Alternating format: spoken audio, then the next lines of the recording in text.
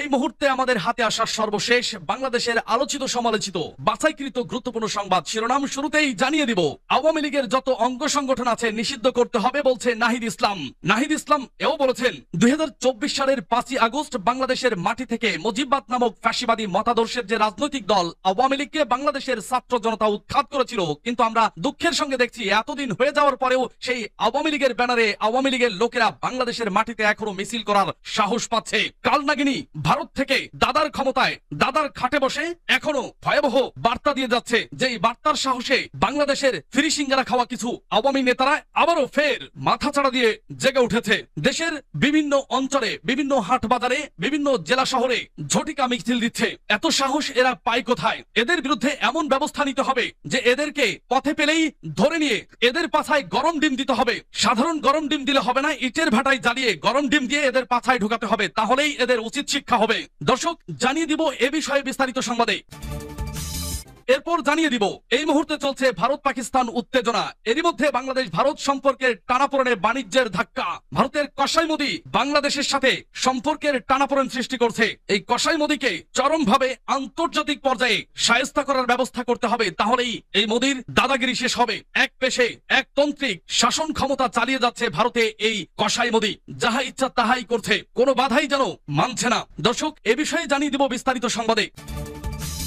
আরো জানিয়ে দিব রাজধানীতে হেফাজতে ইসলামের মহাসমাবেশ কাল সফল হোক। হেফাজতে ইসলামের মহাসমাবেশ, কারণ এই কালনাগিনী যেভাবে আলেম ওলামাদের উপর অত্যাচার, নির্যাতন এবং যেসব ইসলাম বিরোধী কর্মকাণ্ড করে গেছে এবং ইসলামকে তোয়াক্কা না করে ভারতীয় প্রোপাগান্ডা চালিয়ে গেছে এই বাংলাদেশে, এর শাস্তি হতেই হবে, যে কোনো মূল্যে এর বিচার হতে হবে। এবং বাংলাদেশের যত আলেম ওলামা আছে এদের মামলা মোকদ্দমা, যত আইনের কালাকানুন আছে তা থেকে সমাজের শান্তি শৃঙ্খলার, দুনিয়ার এক শান্তির দূতদের আইনি প্রক্রিয়া থেকে মুক্তি দিতে হবে। জানিয়ে দিব এ বিষয়ে বিস্তারিত সংবাদে।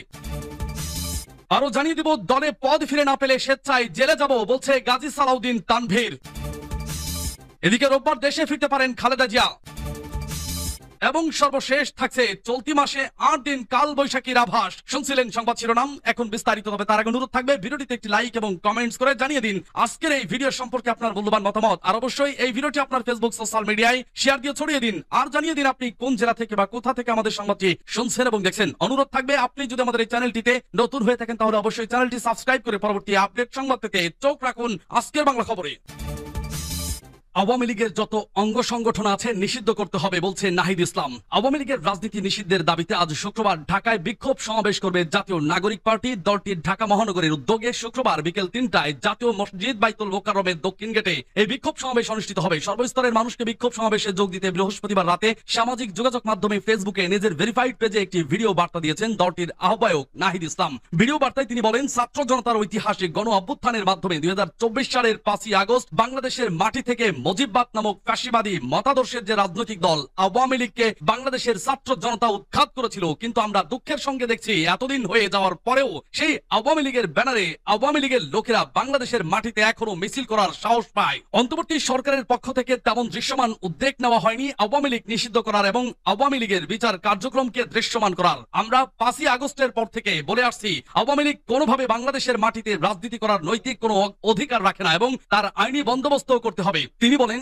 আওয়ামী লীগ গত 1.5 দশক ধরে বাংলাদেশে একটি ফ্যাসিজম কায়েম করেছে। বাংলাদেশে কয়েকটি গণহত্যার সঙ্গে আওয়ামী লীগ জড়িত বিরোধী রাজনীতির লোকেরা গুম, খুন ও ক্রসফায়ারের শিকার হয়েছে। এই সব কিছুর বিচারের জন্যই কিন্তু গণ অভ্যুত্থান হয়েছিল। তিনি আরো বলেন, আওয়ামী লীগকে আমরা দলগতভাবে বিচারের দাবি জানিয়েছিলাম, সেটিও আমাদের সামনে দৃশ্যমান হয়নি, ফলে আমরা আবারও রাজপথে নামতেছি। আওয়ামী লীগকে দলগতভাবে বিচারের আওতায় আনতে হবে। আওয়ামী লীগের যত অঙ্গ সংগঠন আছে সেগুলোকে নিষিদ্ধ করতে হবে। অলরেডি ছাত্রলীগ নিষিদ্ধ করা হয়েছে, যুবলীগ সহ অন্য অঙ্গ সংগঠনগুলো নিষিদ্ধ করতে হবে। বিচার চলাকালীন দলটির নিবন্ধন বাতিল করতে হবে এবং রাজনৈতিক সাংগঠনিক কার্যক্রম নিষিদ্ধ করে আইন বাস্তবায়ন করতে হবে। নাহিদ ইসলাম বলেন, আপনারা দলে দলে বিক্ষোভ সমাবেশে যোগদান করুন এবং গণ অভ্যুত্থানের প্রতিশ্রুতি রক্ষার্থে দেখা হবে বিক্ষোভ সমাবেশে। বাংলাদেশ ভারত সম্পর্কের টানাপোড়েনে বাণিজ্য ধাক্কা। দ্বিপাক্ষিক সম্পর্কের টানাপোড়েনের মধ্যে পাল্টাপাল্টি পদক্ষেপ নিয়েছে ভারত ও বাংলাদেশ। এতে উদ্বেগের মধ্যে পড়েছেন ব্যবসায়ীরা। দুই দেশের উত্তেজনার মধ্যে পাল্টাপাল্টি বাণিজ্য নিষেধাজ্ঞা আরোপ করা হয়েছে। শুক্রবার বিবিসির এক প্রতিবেদনে এই তথ্য জানানো হয়েছে। প্রতিবেদনে বলা হয়েছে, গত এপ্রিলে বাংলাদেশ ভারত থেকে স্থলপথে তুলার সুতা ইয়ার্ন আমদানি সীমিত করে স্থানীয় শিল্পকে সস্তা আমদানির প্রতিযোগিতা থেকে রক্ষার জন্য এই পদক্ষেপ নেওয়া হয়। এর প্রতিক্রিয়ায় ভারত হঠাৎ করে বাংলাদেশকে দেওয়া ট্রান্সশিপমেন্ট সুবিধা বাতিল বাতিল করে দেয়। এই ট্রান্সশিপমেন্টে বাংলাদেশি পণ্য ভারতের বন্দর ও বিমানবন্দর ব্যবহার করে তৃতীয় দেশে রপ্তানি হতো। ভারত এই পদক্ষেপের কারণ হিসেবে বন্দরে যানজটের কথা বলেছে। দুই দেশের এই উত্তেজনার পেছনে রাজনৈতিক প্রেক্ষাপটও রয়েছে। বাংলাদেশের প্রধানমন্ত্রী শেখ হাসিনা গত বছরের আগস্টে গণবিক্ষোভের মুখে ক্ষমতাচ্যুত হন। বর্তমানে তিনি ভারতে নির্বাসিত। এখন অন্তর্বর্তী সরকার হিসেবে দেশ পরিচালনা করছেন নোবেল জয়ী অর্থনীতিবিদ ডক্টর মোহাম্মদ ইউনূস। এই সরকার দায়িত্ব নেওয়ার পর মানবতা বিরোধী অপরাধ, অর্থ পাচার ও দুর্নীতির অভিযোগে ঢাকা থেকে শেখ হাসিনাকে ফেরত চাওয়া হয়েছে। হাসিনা এই অভিযোগ অস্বীকার করেছেন। এখনো দিল্লি আনুষ্ঠানিকভাবে কোনো প্রতিক্রিয়া জানায়নি। এর মধ্যেই ভারতের পক্ষ থেকে বাংলাদেশে হিন্দু সংখ্যালঘুদের উপর হামলা নিয়ে উদ্বেগ প্রকাশ করা হয়েছে। ভারত বলছে সম্প্রতি একজন হিন্দু সম্প্রদায়ের নেতাকে হত্যা একটি পদ্ধতিগত নিপীড়নের প্রতিফলন। তবে বাংলাদেশ সরকার এই অভিযোগ প্রত্যাখ্যান করে বলেছে ঘটনাগুলো রাজনৈতিকভাবে প্রচারিত বা সাধারণ অপরাধ। বাণিজ্যিক দিক থেকে এই উত্তেজনা বড় ধাক্কা হয়ে এসেছে। বাংলাদেশের পোশাক শিল্প সুতার উপর নির্ভরশীল। শিল্পটি এখন ব্যয়বহুল ও ধীরগতির সমুদ্র আকাশ পথে আমদানির বিকল্প খুঁজছে। 2024 সালে ভারত বাংলাদেশে $1.6 বিলিয়ন সুতা রপ্তানি করেছিল, যার 1/3 স্থলপথে এসেছে। রাজধানীতে হেফাজতে ইসলামের মহাসমাবেশ কাল। রাজধানীর ঐতিহাসিক সোহরাওয়ার্দী উদ্যানে আগামী শনিবার সকাল 9টায় মহাসমাবেশের আয়োজন করছে হেফাজতে ইসলাম বাংলাদেশ। হেফাজতের পক্ষ থেকে জানানো হয়, এই সমাবেশের মূল দাবিগুলোর মধ্যে রয়েছে 2013 সালের শাপলা চত্বর সহ দেশের বিভিন্ন স্থানে সংগঠিত গণহত্যার বিচার, ফ্যাসিবাদের আমলে দায়েরকৃত সব মিথ্যা মামলা প্রত্যাহার, নারী বিষয়ক সংস্কার কমিশনের কোরআন বিরোধী প্রতিবেদন বাতিল এবং কমিশন বিলুপ্ত করা, সংবিধানে প্রস্তাবিত বহুত্ববাদ বাতিল, আল্লাহর ওপর আস্থা ও বিশ্বাস পুনর্বহাল এবং ফিলিস্তিন ও ভারতে মুসলিম জনগোষ্ঠীর ওপর নিপীড়ন ও গণহত্যা বন্ধের জোর দাবি। মহাসমাবেশে সভাপতিত্ব করবেন হেফাজত ইসলামের আমির আল্লামা শাহ মহিবুল্লাহ বাবুনগরী দামাত বারকাতুহুম। এছাড়াও এতে বক্তব্য রাখবেন দেশের শীর্ষ ওলামা মাশায়েখ ও ইসলামী চিন্তাবিদরা। মঙ্গলবার খিলগাঁওয়ের জামিয়া ইসলামিয়া মাখজানুল উলুম মাদ্রাসায় আয়োজিত এক প্রেস ব্রিফিং এ হেফাজত ইসলামের যুগ্ম মহাসচিব মাওলানা মামুনুল হক এই ঘোষণা দেন। এই মহাসমাবেশ সফলভাবে বাস্তবায়নের জন্য দেশবাসীর প্রতি আহ্বান জানিয়েছেন হেফাজত ইসলামের মহাসচিব মাওলানা সাজিদুর রহমান, নায়েবে আমির মাওলানা মাহফুজুল হক ও যুগ্ম মহাসচিব মাওলানা মামুনুল হক।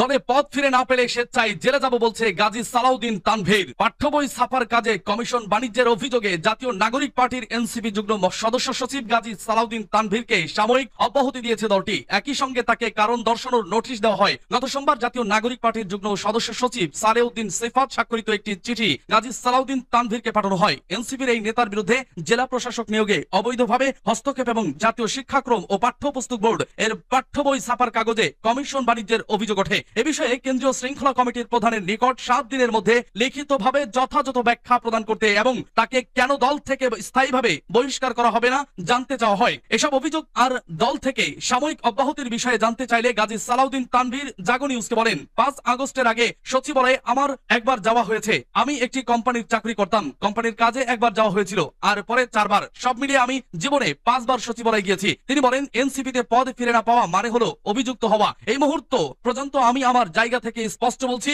আমি অভিযুক্ত না। নিজেকে এজন্যই আইনের হাতে শপথ করব যাতে এর পরিপূর্ণ তদন্ত হয়। পদ ফিরে না পেলে স্বেচ্ছায় জেলে যাব এবং সরকারের কাছে পরিপূর্ণ তদন্ত চাইব। তৎকালীন শিক্ষা উপদেষ্টা ডক্টর ওয়াহিউদ্দিন মাহমুদ স্যারের সঙ্গে আমি যোগাযোগ করি। স্যারকে পাঠ্য বই ছাপানোর বাস্তব অবস্থা জানাই। আমার সঙ্গে সাধারণ শিক্ষার্থীরা ছিল।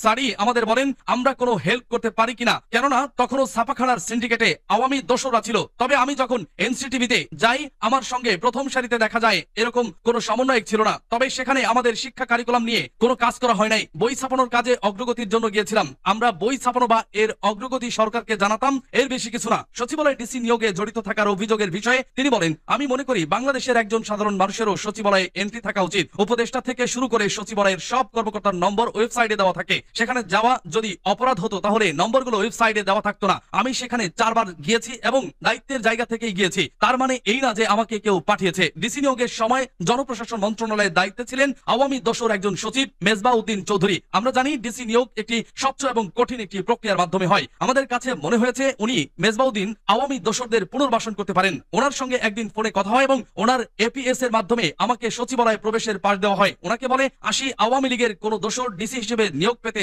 পারবে না এবং আন্দোলনের সময় কর্মকর্তাদের ফেসবুক অ্যাক্টিভিটি দেখতে হবে, দুর্নীতির মতো বিষয়গুলো শক্তভাবে দেখতে হবে। কারণ 5 আগস্টের আগে যা করছে পরে তা করতে পারবে না। একজন নাগরিক হিসেবে আমার এটা করার অধিকার আছে বলে আমি মনে করছি।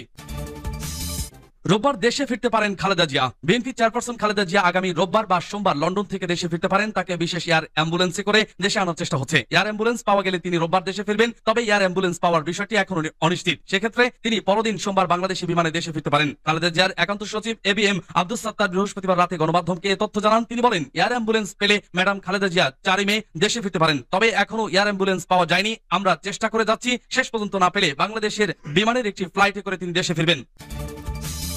চলতি মাসে 8 দিন কাল বৈশাখীর আভাস। চলতি মে মাসে দেশে তাপ প্রবাহের পাশাপাশি ঘূর্ণিঝড়ের সংখ্যা রয়েছে। এ মাসে প্রায় 8 দিন কাল বৈশাখী ঝড়ের আভাস পাওয়া গেছে। বুধবার বাংলাদেশে আবহাওয়া অধিদপ্তরের উপপরিচালক মোহাম্মদ মমিনুল ইসলাম স্বাক্ষরিত মে মাসের পূর্বাভাসে এসব তথ্য জানানো হয়েছে। এতে বলা হয়, মে মাসে বঙ্গোপসাগরের 1 থেকে 3টি লঘুচাপ সৃষ্টি হতে পারে, যার মধ্যে 1 থেকে 2টি নিম্নচাপ ঘূর্ণিঝড়ে রূপ নিতে পারে। দেশের কোথাও কোথাও 1 থেকে 3টি মৃদু অর্থাৎ 36 থেকে 37.9 ডিগ্রি সেলসিয়াস, মাঝারি 38 থেকে 39.9 ডিগ্রি সেলসিয়াস এবং 1 থেকে 2টি তীব্র 40 ডিগ্রি সেলসিয়াস তাপ প্রবাহ বয়ে যেতে পারে। এছাড়া চলতি মে মাসে দেশে 2 থেকে 3 দিন বজ্র ও শিলাবৃষ্টি সহ মাঝারি তীব্র কালবৈশাখী ঝড় এবং 3 থেকে 5 দিন বজ্র ও শিলাবৃষ্টি সহ হালকা কালবৈশাখী ঝড় হতে পারে। তবে এ মাসে দিনের তাপমাত্রা স্বাভাবিক ও রাতের তাপমাত্রা স্বাভাবিক অপেক্ষা বেশি থাকতে পারে বলে জানিয়েছে আবহাওয়া অফিস।